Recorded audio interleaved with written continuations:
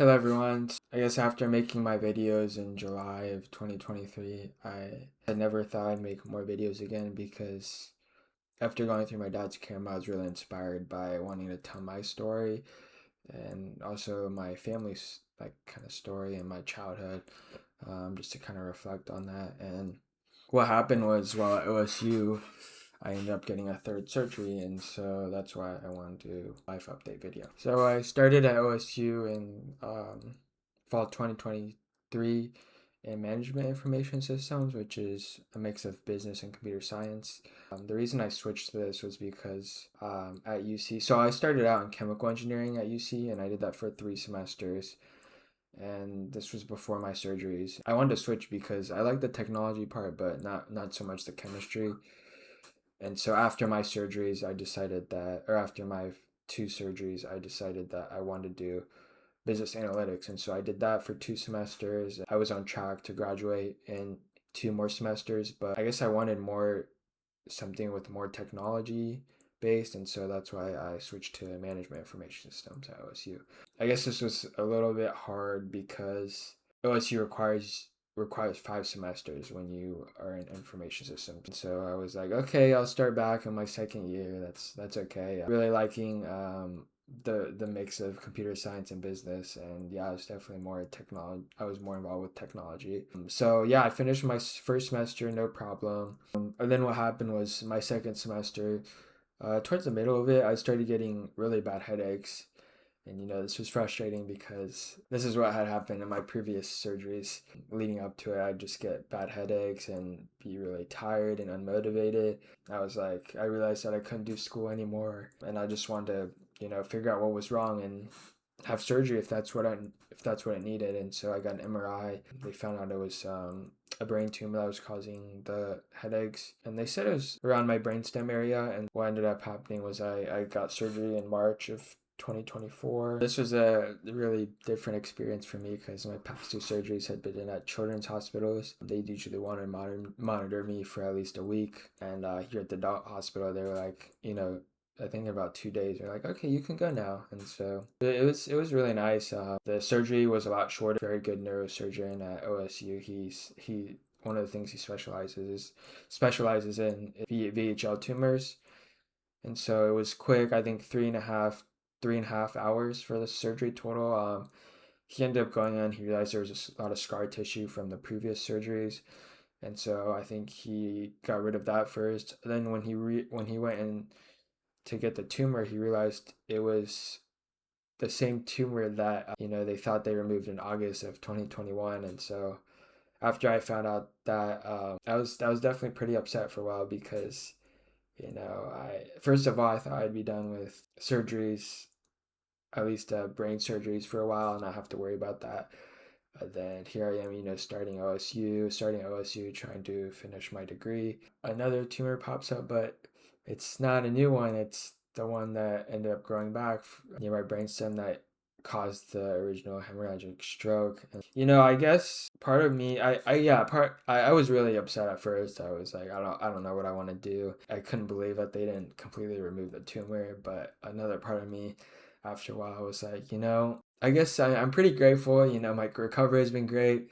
And, if they for sure wanted to completely remove the tumor and they were digging around, in my brainstem area, who knows? I could have had, you know, a lot of complications. So I guess it ended up working out, and my recovery has been great ever since this most recent surgery, I guess, health wise. But it was a very tough recovery in that I just felt tired all the time. That's something I still deal with now. It's just energy, comes and goes, which with everyone too, but a lot of it for me is like get headaches throughout the day sometimes, and just, I don't know, feel tired. I need to lay down.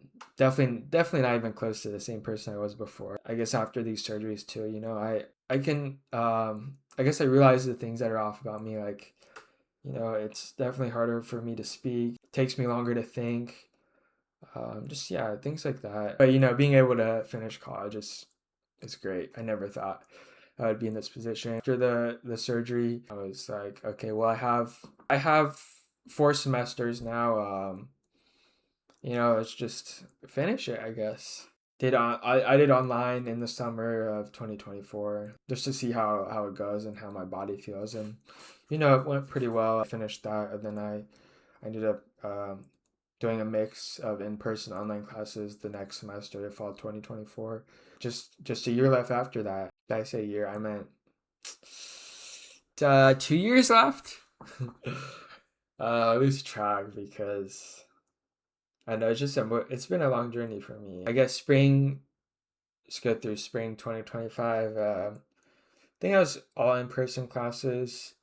Then in the summer, what happened was I think originally I would have had 5 semesters left, even after doing one semester, because some of the timing got messed up whenever I withdrew to get surgery. They ended up removing one of the classes that I had to take, and so I had a free summer.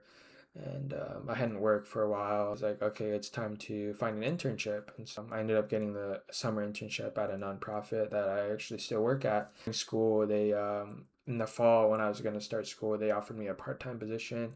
I've been doing that ever since while doing school. And then, yeah, my final year, it was smooth. It went by fast. I guess another big update is that in the summer of 2025, when I was doing my internship, I decided that I was going to live on my own. I guess it's a really big deal for me because after I got out of the hospital, my mom thought she'd have to take care of me 24/7. And I mean, I guess I thought it too. I wasn't sure what would happen.